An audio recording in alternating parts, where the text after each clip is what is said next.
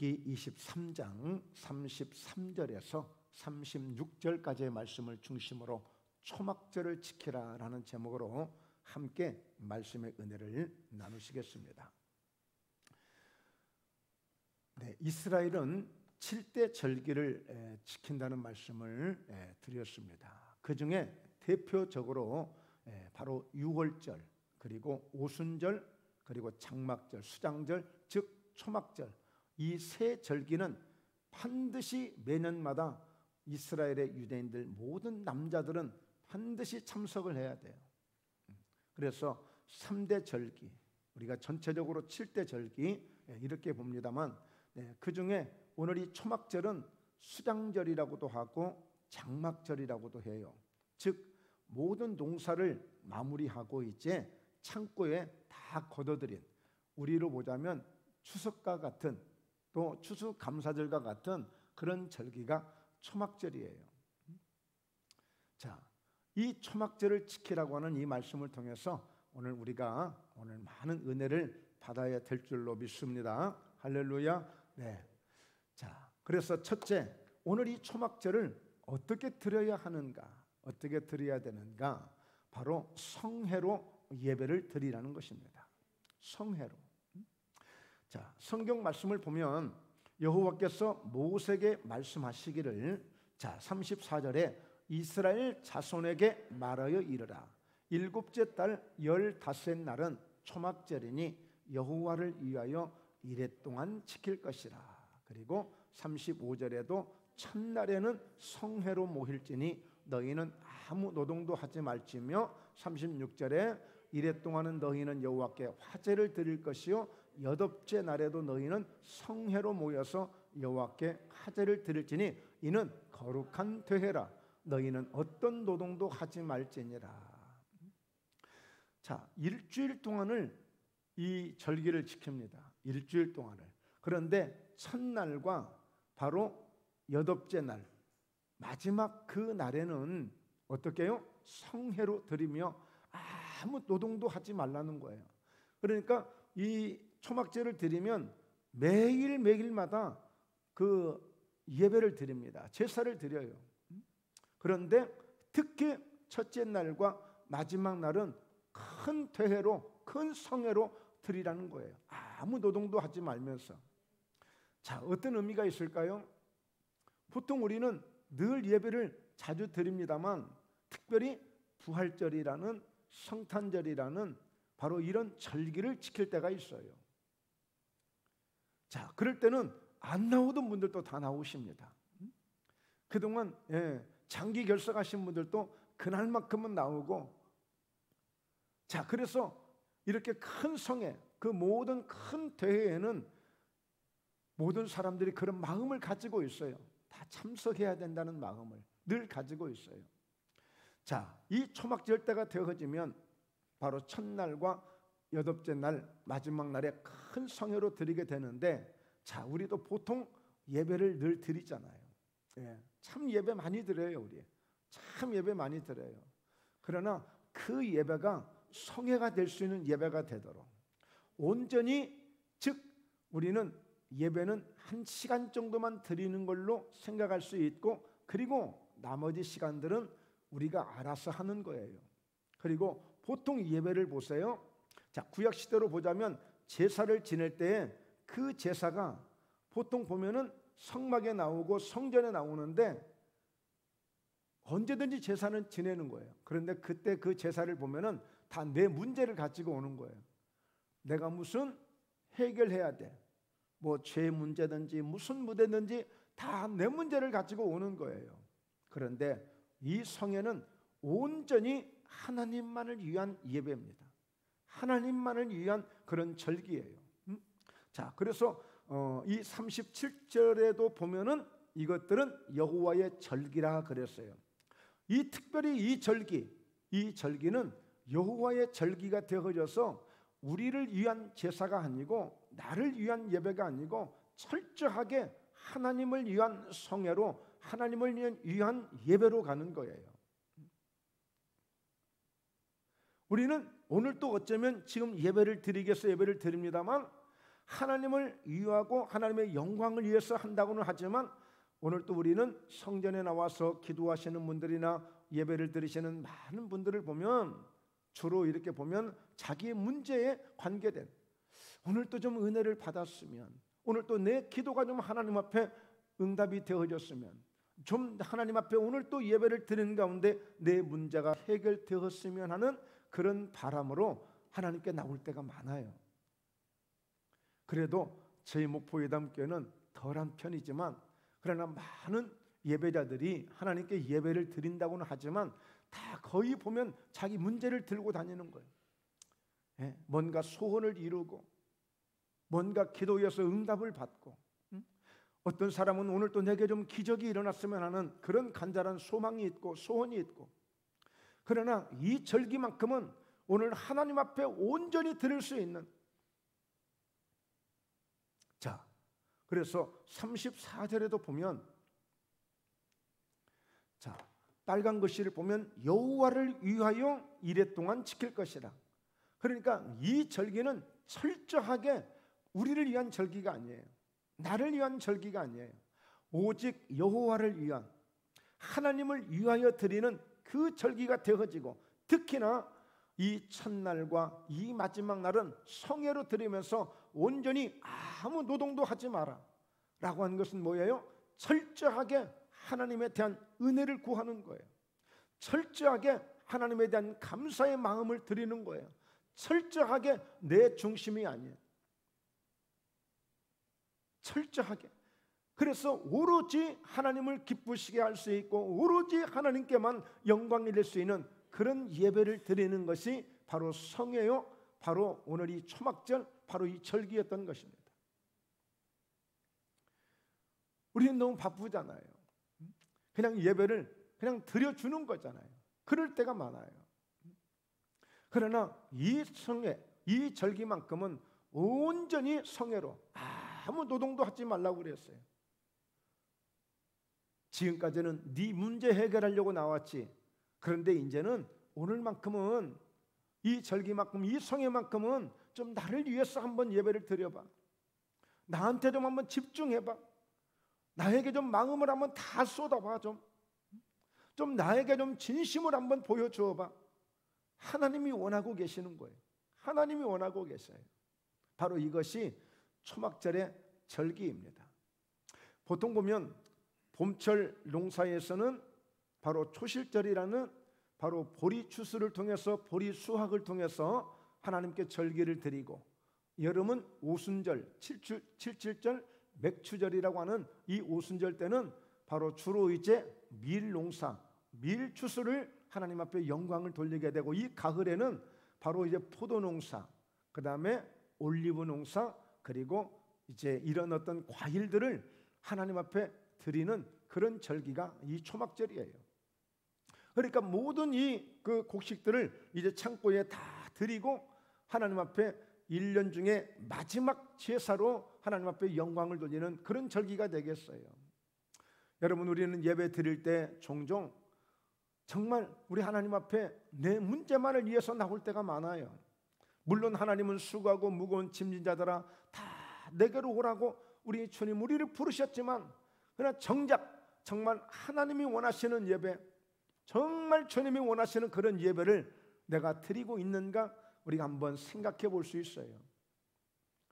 야곱이란 사람이 아브라함의 손자 아니겠어요? 아들이 이삭이고 이삭의 아들이 야곱인데, 야곱은 하나님과 서원을 하게 됩니다. 형이 받을 장자의 축복을 대신 이 야곱이 말하자면 가로챈 거죠. 그런데 그로 인해서 형에게 막 죽인다고 하니까 어떻게 해요? 그 아버지 어머니가 보내는 거예요, 여갓집으로. 근데 그 야곱이 가면서 얼마나 두렵겠어요. 그런데 그 찰나에 길에서 돌베개 하고 하는 잠을 자고 있는데 하나님이 나타나신 거야, 꿈에. 근데 그 하나님이 내가 너 누운 땅을 내가 축복해 줄게, 너로 큰 민족을 이루게 해줄게, 네가 어디를 가든지 내가 함께 해줄게, 하나님이 야곱에게 약속을 해주셔요. 야곱이 깜짝 놀라가지고 그 하나님을 처음 귀로만 들었던 하나님을 처음 만나게 된 것이거든요. 그랬더니 야곱이 소원을 하게 돼. 하나님, 정말 하나님이 저를 이렇게 보내주시고 저와 함께 해주시고 저에게 복을 주시려거든 내가 다시 돌아오면 반드시 하나님 앞에 이 돌을 세워서 바로 이곳에 교회를 세우고, 그리고 하나님은 영원히 나의 하나님이 되실 것이고, 그리고 하나님 나를 축복해 주신 모든 것에서 내가 반드시 10분의 1을 드리겠습니다. 소원을 해서 소원을. 그리고 이제 삼촌의 집에 갔는데 아니나 다를까 하나님이 20년 동안을 지켜주신 거예요. 그리고 마지막 한때 두 때를 거느릴 만한 엄청난 복을 받는 야곱이 되어집니다. 자, 그런데 그러면 이제 그 밧단 아람이라는 그 삼촌의 집에서 이제 떠나오게 되는 거예요. 하나님이 이제 떠나가라. 그래서 떠나오게 되는데 오다 보니까 세겜이라는 이 지역을 거쳐요. 그런데 이 세겜 지역에 오다 보니까요, 자기 형 예사가 이제 또 오지요. 그런데 그 형 예사가 또 화해를 해주네요.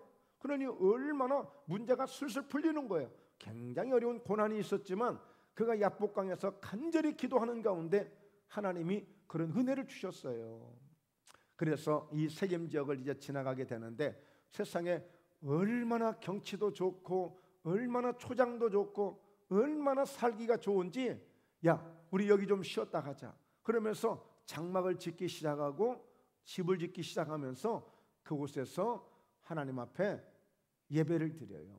그러면서 이제 나름대로 너무 좋은 거야. 너무 좋아. 뭐 거칠 게 아무것도 없어. 이제 삼촌의 집에 가서 고생은 많이 했지만 그래도 한때 두 때를 거느릴 정도로 엄청난 지금 재산을 모아가지고 왔기 때문에 먹고 살릴 전혀 걱정 없지. 또 그리고 지형적으로 볼 때 너무 경치도 좋고 살기 좋고 뭐 누가 해코지 않은 사람도 없고 너무 좋은 거예요. 그곳에서 정착을 해버리고 맙니다. 그런데 어느 날인가 야곱의 딸 하나가 있는데 디나라고 하는 딸이 밖에 나갔는데 가서 어려운 일을 겪어요. 그 지역에 있는 추장 아들이 그냥 겁탈을 해가지고 추행을 당하고 그리고 집에 들어온 거예요. 그의 오라버니가 막 화가 나가지고 이 나쁜 놈들 내가 반드시 복수하리라 하고, 그랬더니 그 추장 아들과 이 그쪽에 있는 이 사람이 이 야곱의 딸을 얼마나 이뻐하고 좋아하는지 결혼까지 했으면 좋겠다는 거예요. 그러니까 이 디나의 오빠들이 어떻게 그들하고 약속을 하느냐면, 그래 우리는 할례받지 않은 사람들하고는 상대를 안 한다. 그러니까 너희들 다 할례를 받고 그래서 우리와 같은 그런 하나님의 은혜를 너희들이 함께 받아들여라. 그랬더니 그들이 그 세겜 쪽에는 모든 남자들이 할례를 받아요. 여러분 아시는 분들은 아시겠지만 그런 할례를 받게 되면 남자들은 며칠 동안 꼼짝을 못합니다. 꼼짝을 못해요. 그 찰나를 이용해서 이 디나의 오빠가 모든 세겜 쪽에 있는 청년들을, 남자들을 전부 다 죽여버려요. 그렇게 되니까 이 사실을 야곱이 알고 큰 걱정이 생겼습니다. 이제 그들이 이웃 나라들과 다 연합을 해가지고 우리를 공격해 오게 되면 우리 집안은 그야말로 아무것도 없이 쑥대밭되고 말 거야. 완전히 멸망당하고 말 거야. 하나님 앞에 기도를 합니다. 기도를 했더니 하나님이 빨리 베델로 올라가라. 베델로 올라가라. 그 베델이 어떤 곳이에요? 하나님과 약속했던 곳이에요. 그런데 그 세겜 지역에서도 예배를 드렸어요. 그렇게 이렇게 살았어요. 그러니까 여러분 사람들이 볼 때는 누가 봐도 야곱이 잘하고 있다고 생각했지 잘못됐다고 생각할 사람은 단 한 명도 없습니다. 그런데 하나님이 그걸 끝까지 기다리지 못하신 거예요. 그냥 봐줄 수가 없는 거예요. 자, 왜 그랬을까요? 자, 창세기 33장 18절 보십시오. 야곱이 밧단 아람에서부터 평안히 가나안 땅 세겜 성읍에 이르러 그 성읍 앞에 장막을 치고 아주 평안하게 임했어요. 아무 걱정이 없는 거예요. 너무 좋은 거예요. 솔직히 우리도 그러지 않아요? 뭐 돈 걱정 없고 건강 걱정 없고 뭐 가족들 다 평안하고 하는 일들 다 잘하고 그러면 뭐가 걱정이에요? 아무 걱정이요. 남부러울 것 아무것도 없잖아요. 평안하게 된 거예요. 그러니까 이 평안 때문에 자 어떻게 되느냐? 거기에 제단을 쌓고 그 이름을 엘엘로의 이스라엘이라 불렀더라. 이 말씀의 의미는 전능하신 하나님에 대한, 이스라엘 하나님에 대한 그런 제사를 드렸습니다만, 사실 이 의미는 저희가 좋으니, 우리가 좋으니, 하나님 좋으시죠, 하나님 우리가 예배를 드려요, 하나님 너무 감사해요 하면서 드리는 예배예요. 드리는 예배. 그러니까 뭐냐면 너무 좋으니까, 우리가 좋으니까 하나님 우리가 드리는 예배를 하나님 받아주심을 믿습니다 하고 내 입장에서 드리는 예배, 내 입장에 드리는 예배. 자, 누가 봐도 좋아 보이잖아요. 그러나 이것은 내 중심적인 거예요. 하나님이 원하셔서 받으시는 예배가 아니고, 하나님이 기뻐 받으시는 예배가 아니라, 내가 뭔가 만족해지니까, 내가 좋아지니까, 물론 우리는 당연히 감사한 거에 대해서는 감사를 드립니다만, 이거는 합리화를 시키는 내 모습이에요. 그냥 하나님 우리 그냥 좋으니까 그냥 봐주세요, 하나님 다른 거 묻지 마시고 따지지 마시고 그냥 계속 축복해 주세요 라고 하는 그런 의미예요. 그런데 하나님이 어떻게 해요? 빨리 일어나서 베델로 가. 빨리 일어나서 베델로 가. 베델이 어떤 곳이에요? 20년 전에 그곳에서 서원을 했던 곳이에요. 하나님과 약속을 했던 곳이에요. 바로 그래서 이 야곱은 베델로 올라가서, 자, 그가 거기서 제단을 쌓고 그곳을 엘 베델이라 불렀으니 이는 그의 형의 낯을 피할 때에. 엘 베델, 즉 베델에 전능하신 하나님이라는 이런 하나님 앞에 제사를 드리게 된 거예요. 이 예배가 무슨 예배? 전적으로 하나님을 위한 예배, 오직 하나님께서만 영광을 받으시는 예배, 오직 하나님이, 오직 전능하신 하나님으로서 우리는 아무것도 아니고 그저 하나님의 은혜로만 될 수 있는 전능하신 하나님, 베델의 하나님이신 거예요. 베델의 하나님. 이 하나님께 돌아온 야곱은 더 이상 인생의 방황을 다 끝내고 오늘 하나님 앞에 주권이 세워진 믿음으로 그 자녀들도 온전히 믿음으로 세워서 12지파를 세워가는 위대한 야곱이 이스라엘로 되어진, 이스라엘의 놀라운 이 민족을 세우는 바로 그런 주인공이 되게 된 거예요. 여러분, 하나님이 때로는 이렇게 온전히 하나님께서만 영광을 받으시고자 하는 그런 이 절기를 바로 주신 거예요. 이 절기는 여호와의 절기예요. 여호와의 절기. 여러분, 그러니까 우리는 하고 싶은 대로 우리 중심에 맞춰서 언제나 늘 예배도 드리고 또 우리가 하고 싶은 것을 하고, 오늘 그렇게 우리가 갈 때가 많아요. 그래서 우리는 때로는 기도해 봐야 돼요. 기도할 때마다 하나님, 정말 내가 신앙생활하고 있는 지금 내 믿음이 하나님을 위한 것인지 오직 나만을 위한 것인지, 때는 우리는 하나님의 영광을 위해서 산다고 하지만 과연 나를 통해서, 우리를 통해서 하나님의 영광을 나타내고 있는지를 내 자신을 한 번씩은 돌아보는데, 바로 그때가 언제냐? 이 절기를 통해서 돌아보는 거예요. 이 절기를 통해서 내가 온전히 하나님께 나아가고 있는가? 그냥 하나님은 셀프, 그냥 잠깐 나만 도와주시는 분, 내가 어려울 때만 잠깐 한 번씩 나타나시는 분, 그런 하나님으로 생각하고 우리가 하나님 앞에 나갈 때가 많이 있다는 것이죠.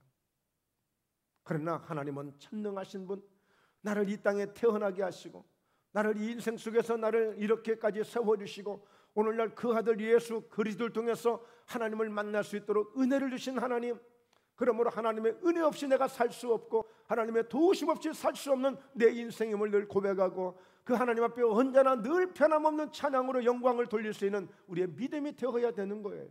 우리의 믿음이.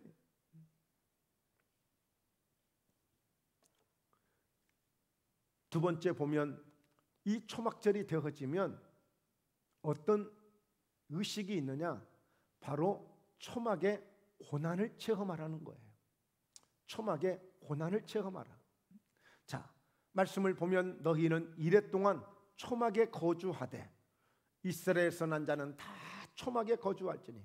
그러니까 일주일간 이 초막제를 보내는데 바로 이 초막을 지어서 초막에 거주를 하는 거예요. 자, 이건 어떤 의미가 있을까요? 43절에 보면 이는 내가 이스라엘 자손을 애굽 땅에서 인도하여 내던 때에 초막에 거주하게 한 줄을 너희 대대로 알게 함이니라. 나는 너희 하나님 여호와이니라. 자, 그러니까 이 초막을 짓고 애굽 땅에서 나온 이스라엘 백성들이 광야 생활 동안에 이렇게 초막을 지어놓고 지냈던 것을 생각하고 돌아보게 하는 그런 고난에 참여케 한 거예요.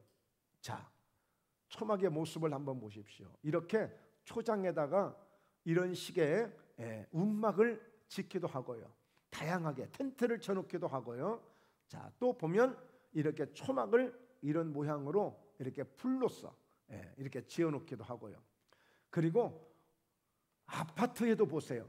아파트에 우리 대한민국은 아파트를 보면 막 실외기, 에어컨 실외기들이 많이 있는데 저기 베란다 같은 데를 보세요. 그게 초막들이에요. 초막들. 그러니까 이스라엘은 아파트를 지을 때도 이렇게 초막을 지을 수 있도록 베란다를 넓게 해가지고 그렇게 초막을 만들어 놓고 그곳에서 절기를 지키는 거예요. 그곳에서. 이해가 되시죠? 네. 여러분, 이 초막 가운데서, 이 초막에서 일주일을 보내면서 바로 뭘 생각해요? 우리 선조들이, 우리 조상들이 그 애굽에서 나와서 젖과 꿀이 흐르는 가나안 땅을 바라보며 그곳에서 고난을 받았던 것을 생각하는 거예요. 기억하는 거예요. 우리 선조들이, 우리 조상들이 하나님의 성령의 불기둥으로, 부름 기둥으로 인도해 주셨던 그 은혜를 돌아보면서, 때로는 물이 없을 때 반석에서 물이 나게 하신 하나님의 능력을, 만나에서, 하늘에서 만나를 내려주시는 그 만나의 은혜를 돌아보면서 그들이 이 움막 속에서 하나님의 은혜를 돌아보는, 은혜를 돌아봐요.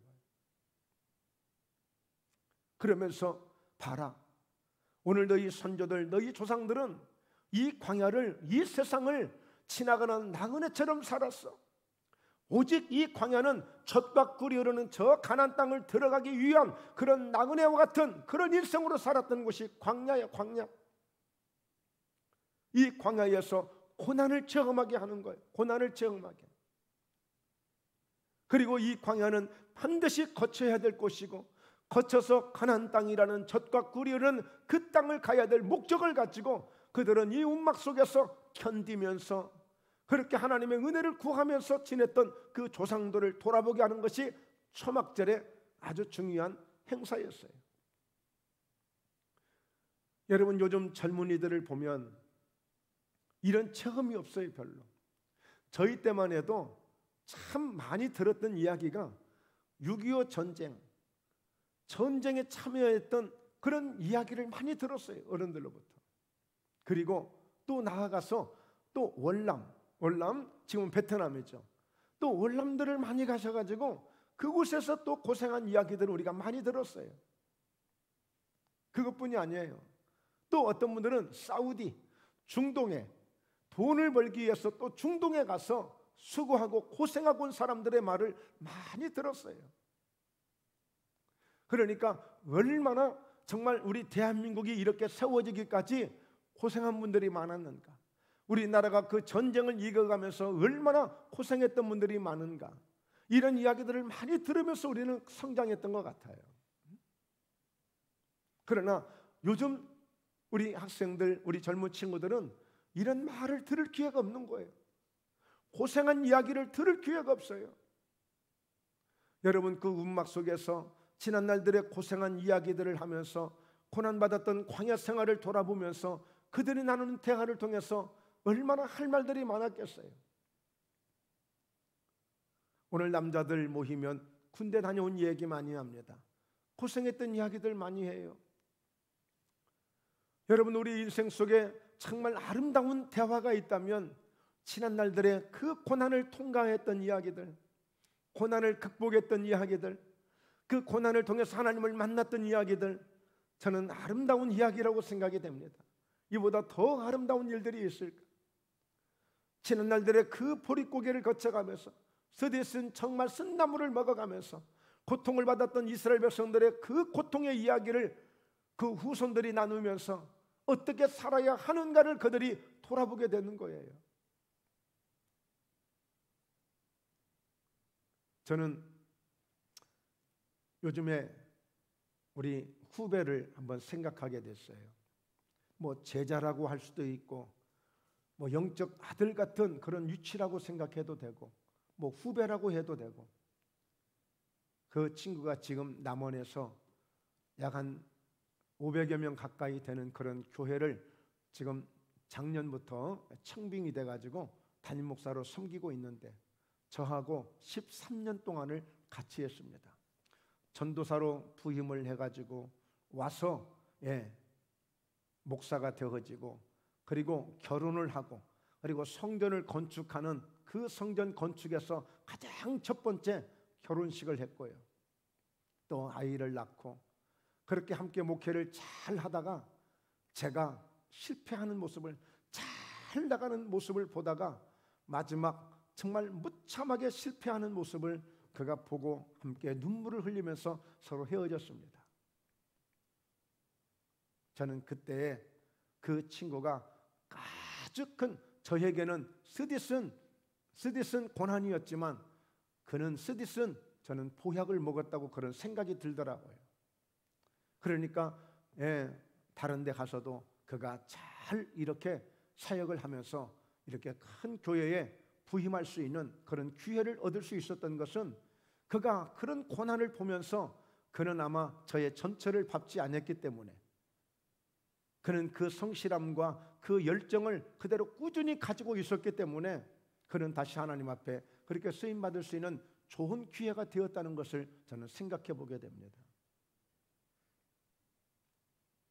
물론 저도 제 자신의 여러 가지 그런 어떤 실수가 있었고 하나님 앞에 정말 부족한 부분이 있었습니다만, 어쨌든 제가 목포예담교회에 다시 올 수 있었던 것도 다시 한번 하나님이 그런 기회를 주신다면 한 영혼의 승부를 던지겠습니다 하는 그런 각오로 왔습니다만, 여러분, 우리가 지난 날들의 그런 고난들, 쓰디쓴 고난들을 돌아보면서 그 고난을 붙들고 다시 우리가 일어설 수 있다는 것은 정말 아름다운 일이고, 이보다 더 극적인 일이 어디 있겠습니까? 최근에 요즘 막 그 TV에 이렇게 보면 트로트라는 그 노래가 아주 열풍이잖아요, 열풍. 그런데 그 가운데 어린 그 학생이 하나가 있는데 김태연이라고 합니다. 김태연.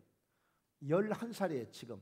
그런데 2년 전에 9살 때 아주 기라성 같은 그런 아주 많은 무수한 그런 가수들, 이런 기성 세대들이 참석하는 가운데 그 어린아이도 참석을 한 거죠. 약 한 10,000명 정도가 지원을 해서 마지막 100명으로 줄여가지고 말하자면 경연을 하는 거예요. 경연. 1등이 되면 뭐 돈을 뭐 1억을 주고 막 그런 게 있었단 말이에요.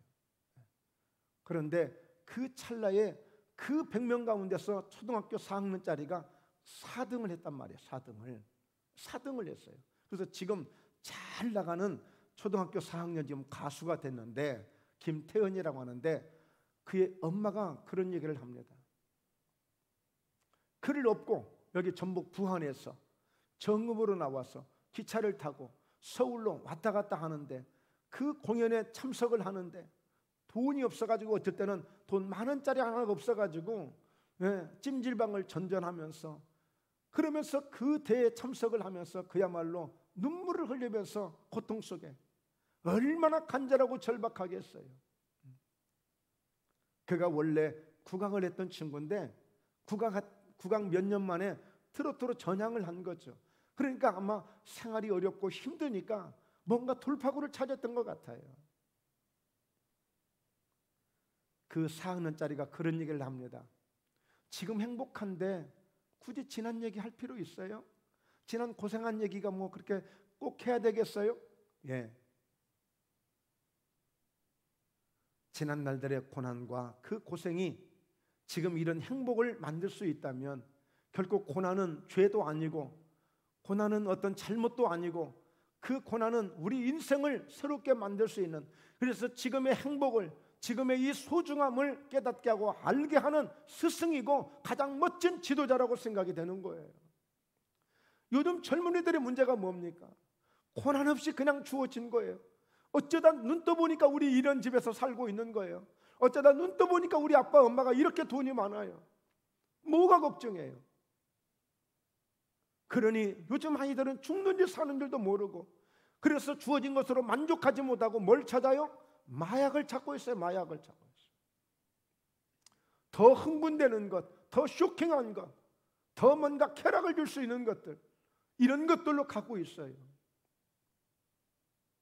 여러분, 고난을 잘 감당할 수 있는 믿음, 고난이 왔을 때에 우리가 어떻게 대처해야 되겠는가? 오늘 다윗처럼, 요셉처럼 우리는 그들의 그 고난을, 욥처럼 그 고난을 보고 예수님이 당하셨던 그 고난을 보면서 그 고난 속에서 예수님을 만나는 것, 하나님을 만나는 것, 바로 이런 이 초막절은 바로 이런 고난을 체험하게 만드는 것입니다. 그러면서 그 하나님의 은혜를 잊지 않도록, 하나님이 늘 함께 하시는 은혜를 잊지 않도록 우리를 다시 한번 세워갈 수 있는 기회가 이 절기예요. 절기. 그러므로 오늘 이 초막절을 통해서 이런 놀라운 기회가 있음을 우리는 다시 한번 돌아보면서 하나님을 온전히 붙들 수 있고 만날 수 있는 그런 기회가 되시길 주의 이름으로 축원합니다. 네. 자, 그래서 시편 119편 71절, 고난 당한 것이 내게 유익이라, 이로 말미암아 내가 주의 율례들을 배우게 되었나이다. 그래서 여러분이 고난을 절대 싸구려 고난으로 받지 마세요. 고난을 값지게 받으셔야 돼요. 고난이 내게 유익이라고 할 수 있는, 고난이 어떻게 유익이 될 수 있어요? 고춧가루 매워서 못 먹어요. 소금 짜서 못 먹어요. 그러나 오늘 로마서 8장 28절, 모든 것이 합력하여 하나님의 뜻대로 부르심을 입은 자들에게는 모든 것이 합력하여 선을 이룬다고 한 거예요. 고춧가루, 소금, 이런 모든 것들을 함께 연합해서 합력했을 때에 최고의 선을 만들 수 있음을 우리가 알고, 고난은 내 인생을 만들 수 있고, 고난은 내 인생을 가장 멋지게 만들 수 있는 나의 스승이 될 수 있고, 나의 가장 길잡이가 될 수 있는 고마운 것이 고난이에요. 고난. 혹시라도 여러분 지금 고난이라고 여겨지는 부분들이 있습니까? 그 고난을 붙들고 감사하십시오. 그리고 기도하십시오. 하나님은 반드시 광야를 통과하게 하시고 구름 가운데 불 가운데 지켜주셨고 인도해 주셨고 만나를 내려주셨던 그 하나님은 전능하신 하나님, 지금도 저희를 그렇게 인도해 가고 계시는 줄로 믿습니다. 할렐루야. 그래, 그 하나님을 만나는 거예요, 이 절기를 통해서. 세 번째, 아주 초막절에 핵심이 있습니다. 핵심. 과연 그 핵심이 뭘까요? 요한복음 7장 37절입니다. 함께 말씀을 보죠. 명절 끝날 곧 큰 날에 예수께서 서서 외쳐 이르시되 누구든지 목마르거든 내게로 와서 마시라. 예수님이 보니까요, 그때의 초막절 행사를 하고 있는 모든 백성들을 보니까 그야말로 예수님 보실 때 너무너무 마음이 안타까우신 거예요. 핵심이 없는 거예요. 생명이 없는 거예요. 중심이 없는 거예요. 어떻게 했길래요? 이스라엘 사람들은 이 초막절이 되면 이렇게 초막을 짓고 음막을 짓고 이런 고난의 생활도 합니다만, 어떤 또 행사가 있느냐면 아침이면 대제사장이 금 대접을 가지고 바로 실로암이라는 못에 가서 물을 떠서 그 물을 들고 와서 성전에다가 말하자면 전제를 드려요. 전제. 그러니까 제단에다가 그 물을 붓는 거예요. 자, 그러면 그렇게 끝나는 게 아니라 모든 백성들도 그때의 그 대제사장의 뒤를 따라서 바로 그 의식에 다 참여를 하게 됩니다. 참여를 하게 돼. 그러면 그렇게만 하느냐? 그렇지 아니하고 이때에 많은 백성들은 그 번제단이 있는데 번제단 내 기둥에 버드나무를 세워놓고 그것을 뺑뺑 돌아요. 계속 그 대제사장이 바로 그런 물을 붓는 행사를 의식을 할 때, 그리고 많은 제사장들은 은나팔을 가지고 계속 은나팔을 불어댔다는 거예요. 그러면서 그곳에서 돌면서 호산나 호산나 하면서 도는 거예요. 호산나 호산나. 주여 우리를 구원하소서. 주여 우리를 구원하소서.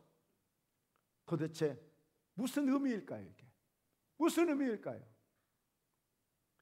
여러분, 이 초막절이 되어지면 이제 이 초막절이 끝나고 나서 바로 이제 그들이 뭘 해야 되냐면 또 봄 농사를 위해서 또 씨를 뿌려야 될 그런 보리씨를 뿌리거나 밀을 뿌리거나 그런 농사를 또 다시 시작을 해야 돼. 그런데 이스라엘 그 지형을 보면 여름으로부터 지금까지 초막절이 오기까지 비 한 방울 내리지 않는 그런 아주 땅이 바짝 말라버리는 이런 건기기간이야. 건기기간.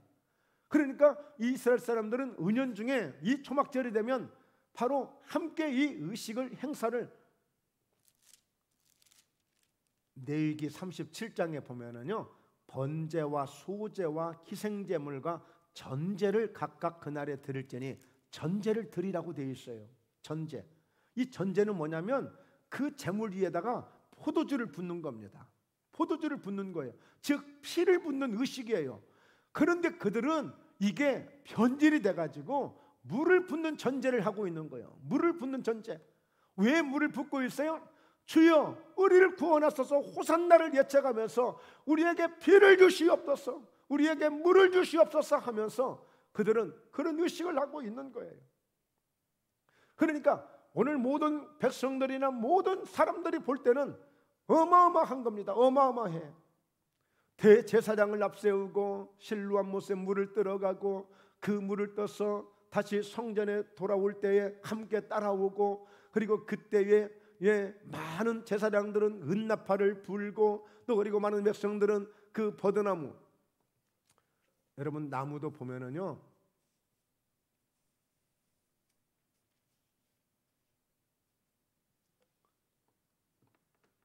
다른 부분을 찾아보면 이 초막절 때 이런 나무들도 함께 세우두고 합니다. 뭐냐면 이 버드나무는 풍성한 가지를 막 이렇게 넘치게 하잖아요. 그런 어떤 풍성함을 의미하는 거에서 이 나무는 통원하게 돼요. 그러니까 그 버드나무 그 세운 나무를 막 돌면서 호산나를 예치고 은나팔을 불고, 그러니까 그 이 모습은요 그야말로 이런 축제가 없습니다. 장관입니다. 장관. 어마어마한 거예요. 그런데 문제는 뭡니까? 오늘 그곳에 보혈을 뿌려야 되고 예수의 피를 뿌려야 되고 그곳에 포도주를 부어야 될 전제 위에 물을 붓고 있는 거예요. 물을 붓고. 그 물을 붓는 의식이 뭐예요? 내 중심의 예배예요. 오늘 이 초막절은 하나님을 위하여 여호와를 위하여 절기를 지키라고 했는데 우리를 위하여 물을 붓고 있는 거예요. 우리에게 물을 주셔야 또 우리가 잘 살 수 있어요. 우리에게 피를 주셔야 우리가 잘 살 수 있어요. 이런 의미에서 전제를 드리는데 전혀 다른 예배를 드리고 있는 거예요. 다른 제사를. 그러니까 예수님이 이 모습을 지금 보고 있는 거예요. 예수님이 이 모습을 보고 있는 거예요. 그러면서 예수님께서 자 어떻게 말씀하시나요? 누구든지 목마르거든 내게로 와서 마시라는 거예요. 이들은 지금 초막절 의식을 하면서 뭐가 목말라요? 우리 농사에 대한 또 비가 내려야 또 물이 있어야 우리가 목마르지 않아요. 우리 인생에 배고픔이 오지 않아요. 우리 인생에 목마름이 오지 않아요. 그들은 물을 부으면서 그런 의식을 가지고 물을 붓는 그런 전제를 하고 있는 거예요. 그러니까 오늘 예수님이 보실 때 전혀 다른, 전혀 엉뚱한 그런 전제를 드리고 있는 거예요. 그래서 그 모습을 보신 예수님이 여러분 목마르거든 내게로 오세요. 내게로 와. 내게로 와서 마시세요. 그렇게 해서 비가 오는 것이 아닙니다. 그렇게 해서 하나님이 우리 인생의 목마름을 해결해 주는 게 아닙니다. 내게 와서 마실 때에 그 인생의 목마름이 해결되는 거예요. 여러분 어떠세요? 우리에게는 어떤 목마름이 있을까요? 우리에게는 어떤 목마름이 있을까요? 누구에게나 목마름이 다 있을 거예요.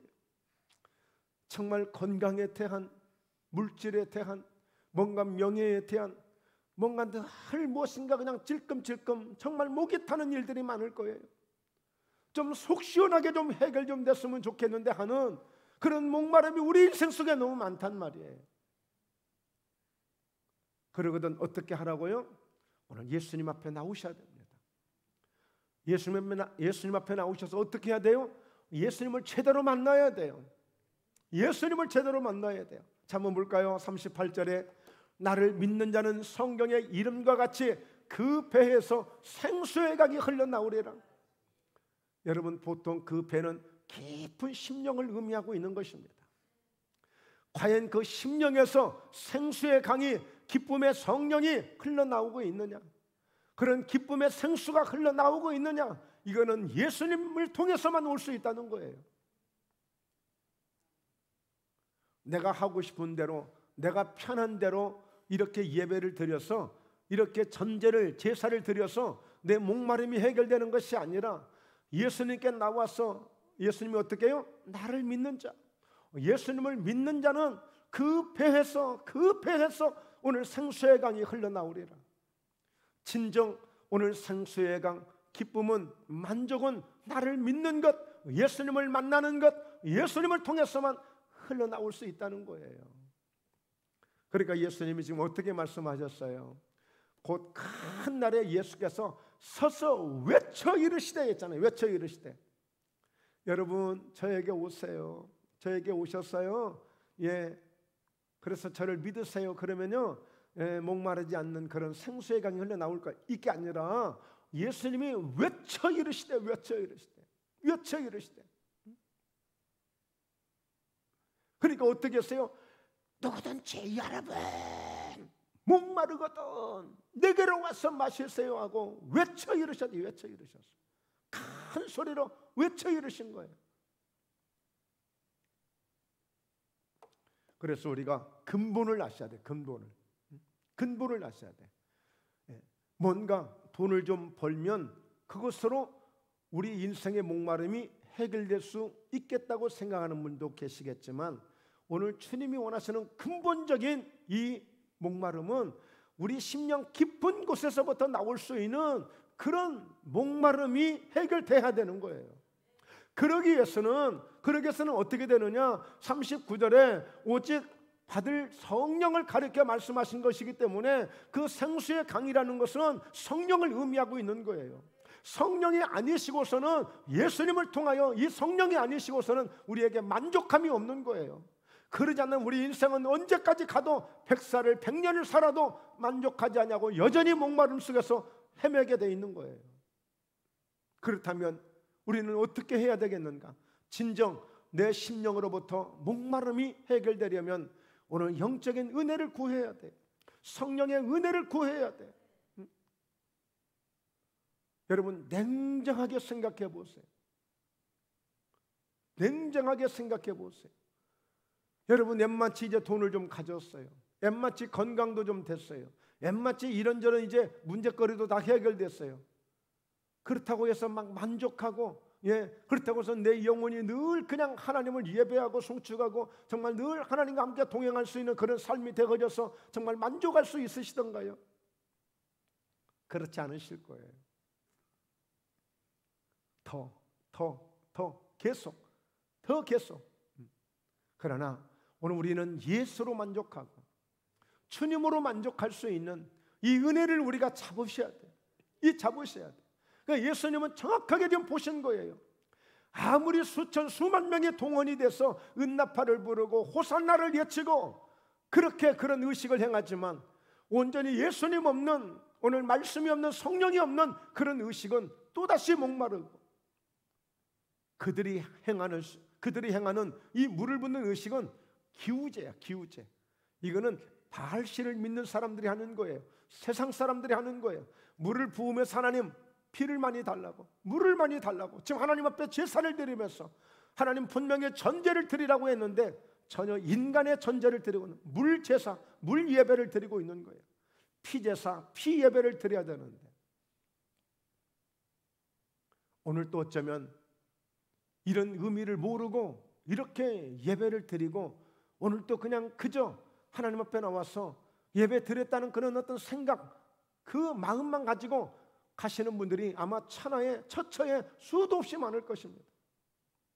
그러나 사랑하는 목포예담교회 성도 여러분, 우리는 정말 오늘도 우리는 정말 예수님으로 내가 채우고 있는가? 내 심령 깊은 곳에서 성령의 생수가 지금 올라오고 있는가? 그렇다면 우리는 더 하나님의 은혜를 구해서 정말 진정 내 영혼이 주를 찾기에 갈급합니다. 목마른 사슴이 시냇물을 찾아 갈급함같이 내 영혼이 주를 찾게 갈급합니다. 여러분, 주의 종도 저도 개인적으로 이렇게 보면 혼자 괜히 마음이 분주하고 괜히 마음이 방황할 때도 있어요. 그런데 보면 정말 기도가 채워지지 않았던지, 정말 주님의 은혜가 충분하게 채워지지 않았던지, 뭔가 성령님의 감동이 좀 많이 떨어지든지, 그러면 사람이 괜히 불안하고 괜히 혼자 자불안석하고 그렇게 돼요. 우리 정말 주님으로 채워져야 돼요. 주님으로. 오직 예수로 채워질 때에 이 세상에서 얻을 수도 없고 이 세상에서는 비교할 수도 없는 놀라운 그런 은혜를 오직 예수님을 통해서만 얻을 수 있는 거예요. 바로 예수님은 이 부분을 지금 말씀하셔서 명절 끝날에 자 보세요.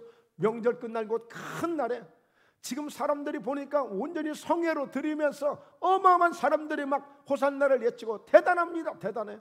온 도시가 막 떠들썩합니다. 그런 축제가 없습니다. 그러나 예수님은 진짜 그 속에 아무 생명이 없는 그 의식을 보신 거예요. 그래서 내게로 오라. 내게로 오라. 내게로 와서 마시라. 오늘 우리 모두 정말 여러분 심각한 고민을 좀 하셔도 괜찮습니다. 그래서 우리가 다음 주에 추수감사절 예배를 드리는데 정말 하나님 앞에 드려지는 절기, 하나님께서만 영광을 받으시는 절기, 정말 하나님 한 해 동안 지켜주신 것을 감사합니다. 이렇게 내 인생 속에, 내 삶 속에 이렇게 믿음의 농사를 통해서 하나님 앞에 나아갈 수 있도록 인도해 주심을 감사합니다 하는 그런 정말 살아있는 예배가 되어지고 정말 살아있는 그런 감동과 마음을 가지고 하나님 앞에 나올 수 있는가, 이런 추수감사절을 드려야 되는 거예요. 이런 추수감사절. 호박 몇 덩이 갖다 놔서 추수감사절이 아니고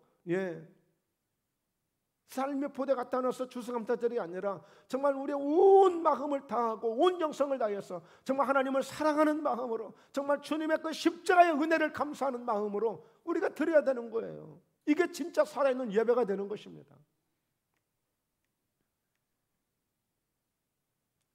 그래서 스가랴서 14장 16절 보면 이 스가랴 선지자를 통해서도 초막절을 지키라는 이런 말씀들이 나와요. 초막절을 지키지 않으면 비를 내리지 아니하겠다고 말씀하셨고, 초막절을 지키러 올라오지 않은 사람에게는 어떻게 해요? 재앙을 그에게 내리실 거라고 했어요. 하나님이 이 절기를 통해서 그렇게 영광을 받으실 때는 어떻게 해요? 하나님이 더 축복하실 것을 하나님은 이미 우리에게 약속하고 있잖아요. 결론입니다. 우리에게 온전한 예배와 성령 충만한 믿음의 우리의 최고의 오늘 절기가 되어야 될 줄로 믿습니다. 할렐루야. 그래서 로마서 12장 1절, 그러므로 형제들아 내가 하나님의 모든 자비하심으로 너희를 권하노니 너희 몸을 하나님이 기뻐하시는 거룩한 산 제물로 드리라. 이는 너희가 드릴 영적 예배니라. 영적 예배가 되어져야 돼. 영적 예배가. 여러분, 사람이 많아서 영적 예배가 아니라, 성전이 커서 영적 예배가 아니라, 정말 내 한 사람이라도 나 혼자만이라도 정말 하나님 앞에 온전히 영적 예배를 드리겠다는 내 몸이, 내 마음이, 내 심령이 온전히 거룩한 산제물이 되어져서 드리는 거예요. 산제물이. 아니 천하의 모든 것이 하나님의 것인데 뭘 좀 했다고 해서 하나님이 그걸 가지고 저기 하시겠어요? 왜 뭐 때문에 가인의 예물을 받지 않으셨겠어요? 왜 아벨의 예배는 받으시고 같은 형제가 드리는, 나름대로 자기가 그 했던 것을 가지고 드리는 가인의 예배를 왜 안 받으셨겠어요? 거룩한 산제물이 되어져야 돼. 영적 예배가 되어져야 돼. 그냥 갖다 뚝 던지듯이 이렇게 드리는 게 이게 헌금이 아니에요. 헌금을 1,000원을 드리든 10,000원을 드리든 우리는 뭐 양이나 염소나 이런 걸 드리는 게 아니고 지금은 뭐 물질을 통해서, 현금을 통해서 드립니다만 정말 정성을 다해서 드려야 돼요. 온전히 믿음으로 드려야 됩니다. 2절 이 말씀 우리가 읽고 마치겠어요. 너희는 이 세대를 본받지 말고 오직 마음을 새롭게 함으로 변화를 받아 하나님의 선하시고 기뻐하시고 온전한 뜻이 무엇인지 분별하도록 하라. 이 세대가 지금 흐트러졌어요. 코로나를 통해서 엉망이 됐어요. 이렇게만 해도 돼, 저렇게만 해도 돼. 그냥 적당히 넘어가는 일들이 너무 많이 생겼어요. 그러나 우리는 이때 다시 한번 정신을 차리고 정말 온전히 하나님을 예배하고자 하는 그 믿음을 가지고 함께 우리가 나아갈 때 하나님의 성령의 역사가, 놀라운 주의 말씀의 역사가, 결론은 뭡니까? 우리 심령에 목마르지 않는 인생이 되도록, 목마르지 않는 인생이 되도록, 아무것도 가진 것이 없지만, 내 형편은 자랑할 것이 없지만, 내 형편은 내놓을 것이 없지만, 온전한 그런 어떤 내 인생의 목마름이 없는, 늘 하나님께 감사가 넘치고 찬송이 넘치고 기도가 더해지고 은혜가 넘치는 이런 심령으로 살아갈 수 있는 우리의 귀한, 이보다 더 값진 것이 어디 있습니까? 이보다 더 값진 것이 어디 있냐고요. 기도하겠습니다. 살아계신 하나님 아버지, 오늘 초막절을 지키라는 말씀으로 함께 은혜를 나누며